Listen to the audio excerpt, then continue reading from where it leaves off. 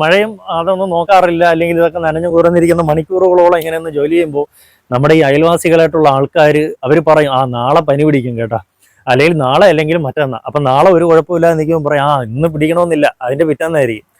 ഈ 1.5 വർഷത്തിനിടയ്ക്ക് എനിക്ക് തോന്നുന്നു ഒരു 10-25 മഴയെങ്കിലും ഞാൻ നല്ല രീതിയിൽ കൊണ്ടിട്ടുണ്ട്. എന്നിട്ട് എനിക്ക് പനിയൊന്നും പിടിച്ചില്ല. ഒരുപാട് തവണ പ്രതീക്ഷിച്ചു എനിക്ക് പനി വരുമെന്ന്.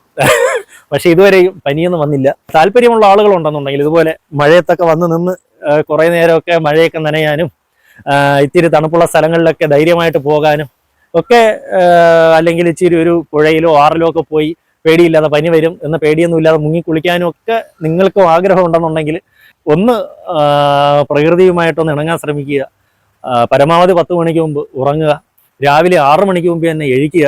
ഈ കെമിക്കൽ ഫുഡുകളൊക്കെ ഒഴിവാക്കുക. അപ്പം പിന്നെ ആൾക്കാർക്ക് ഒരു സംശയം ഉണ്ടാവും, ഞാൻ ഉപ്പ് ഇച്ചിരി ഉപയോഗിക്കാറുള്ളൂ, ഈ മുളക് ഒന്നും ഉപയോഗിക്കാറില്ല, പുളി ഉപയോഗിക്കാറില്ല, പിന്നെ എന്താണ് കഴിക്കുന്നതെന്ന്. അപ്പോൾ എന്താണ് കഴിക്കുന്നതെന്നൊക്കെ ഉള്ള ഒരു വീഡിയോ ഞാൻ വിശദമായിട്ട് ചെയ്തു തരാം.